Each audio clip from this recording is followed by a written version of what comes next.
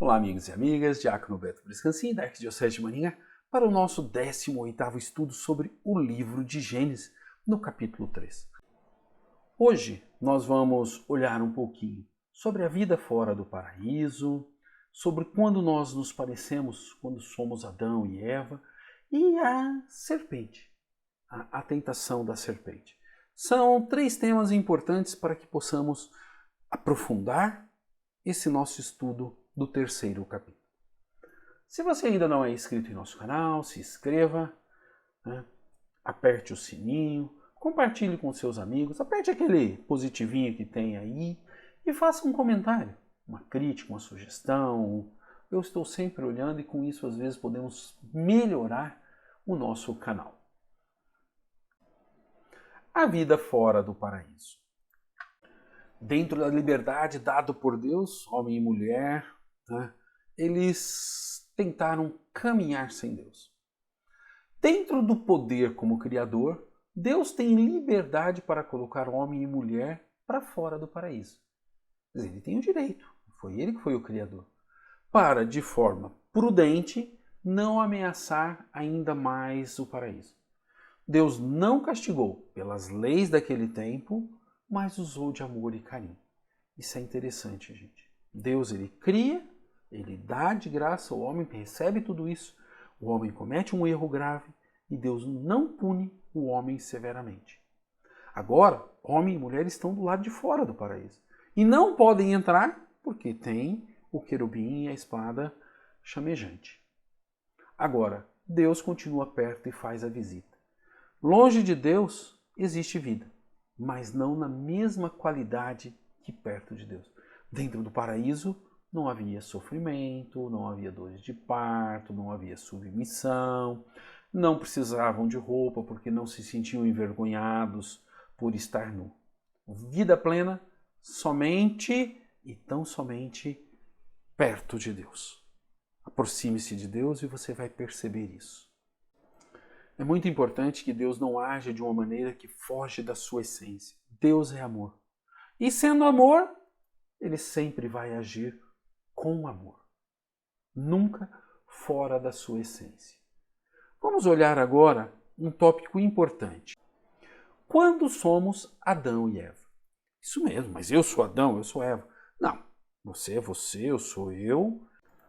Mas nós podemos ter atitudes semelhantes a que Adão e Eva teve. Quais? Bom, a gente pode ter muitas atitudes iguais.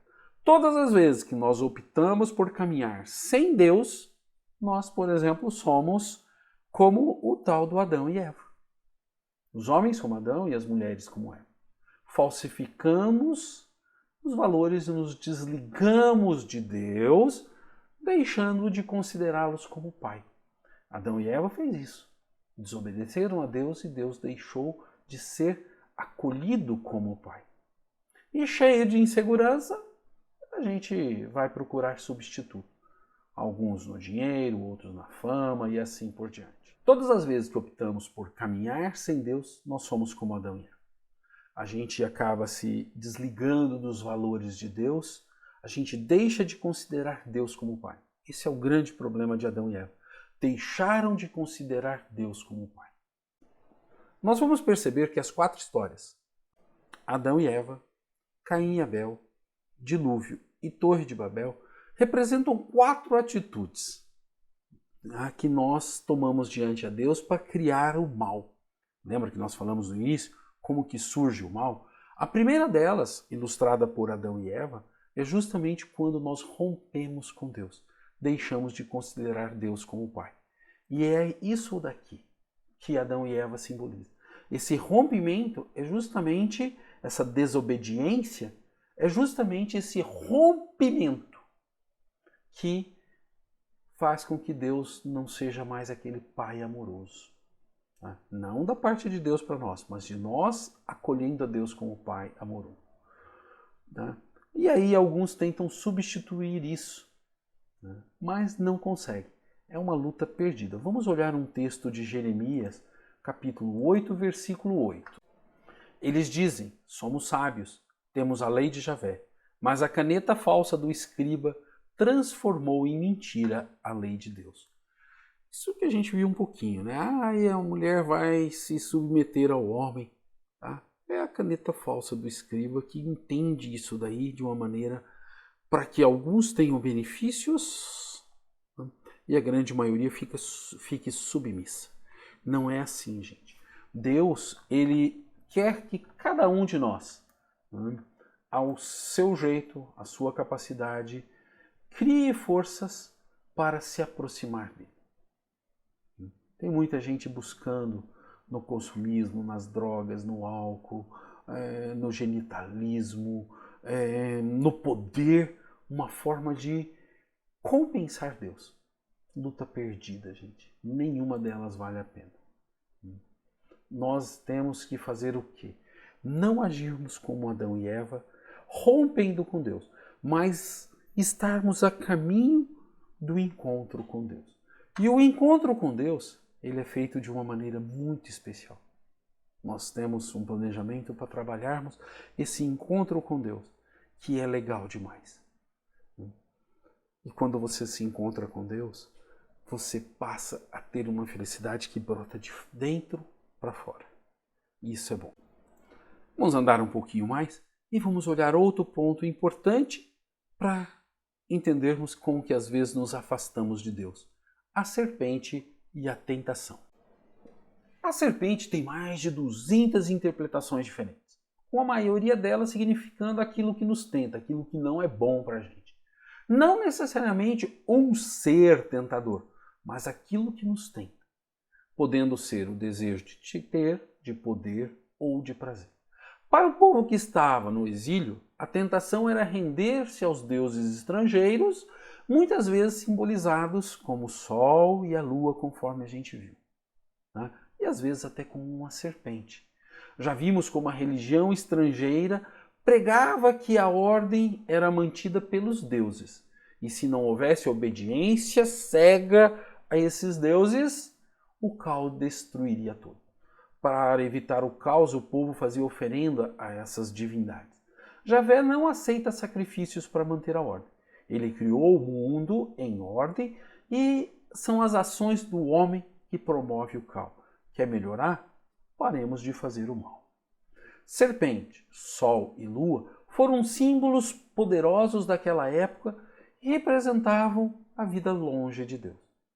Era uma ordem onde os mais fracos, né, estavam submissos aos mais fortes. Sempre pensamos na serpente como uma vilã, mas a serpente ela conhecia muito de Deus. Tanto que o homem fala assim, se a gente desobedecer a gente morre. O que a serpente fala? Gênesis 3, 4 a 5. Então a serpente disse para a mulher, de modo algum vocês morrerão. Mas Deus sabe que no dia em que vocês comerem o fruto, os olhos de vocês vão se abrir e vocês se tornarão como deuses, conhecedores do bem e do mal. Opa, como deuses? Isso mesmo, gente. Deus, ele tem o conhecimento das causas. E o homem vai ficar inteligente, não sábio. Inteligente e começar a encontrar as causas, como hoje a nossa ciência e tudo mais. E às vezes a gente pensa que com isso substituímos a Deus. Com o advento da ciência, muitos pensaram assim, Deus não será mais necessário. E aí a gente conhece cientistas de muita fé. Tem um amigo meu que é cientista, PhD e não sei o quê. E ele fala assim, Beto, como é bom, né, ir na missa, como é bom estarmos ligados a Deus, participarmos da comunidade. E ele participa um monte. E é cientista. Então a ciência não substitui a Deus. A ciência é um caminho e Deus é outro caminho. Tá? A ciência não dá sentido à vida. Deus dá sentido à vida. O homem e a mulher acreditaram na serpente e caíram na tentação. Mais uma perguntinha. A serpente mentiu? Olhem bem. A serpente não mentiu. Por quê? A serpente está falando que eles não morreriam fisicamente. Eles continuaram vivos, fora do paraíso. E o que Deus fala de morte? Para Deus, gente, morte é afastar-se de Deus. Inclusive, o que é o inferno? O inferno é estar longe de Deus. Viver o inferno é viver longe de Deus. E viver o paraíso é estar perto de Deus. Então Deus está falando teologicamente e a serpente está falando fisicamente. A serpente mentiu? Não. Fisicamente, homem e mulher não morreram. Teologicamente, homem e mulher perderam muito afastando-se de Deus. Nós não podemos pensar que sempre a tentação vai nos aparecer em forma de serpente. Muitas vezes elas aparecem em forma humana e às vezes até falando de Deus, mas de um Deus que não corresponde ao Deus da Bíblia. Muitas pessoas nos tentam. Olha, você quer ganhar tanto, você... Não. Às vezes a gente tem que colocar limites em tudo isso para não cedermos à tentação.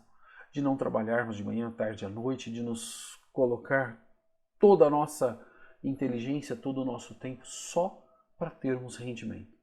Precisamos entender isso. Isso é não ceder às tentações. E essas tentações às vezes aparecem como forma de consumo. Gente, eu estou trabalhando igual um doido porque eu quero comprar o carrão, a casona, a viagem. Opa! O Papa Francisco nos falou que as viagens são até uma forma de nos afastar de Deus. Trabalhamos tanto nisso que às vezes nos perdemos. Falar mal de Deus é uma coisa, é uma tentação. Tem gente que fala errado de Deus. Vamos olhar esse texto de Jó 42:7. Estou irritado contra você e seus 2 companheiros porque não falaram corretamente de mim como me falou meu servo Jó.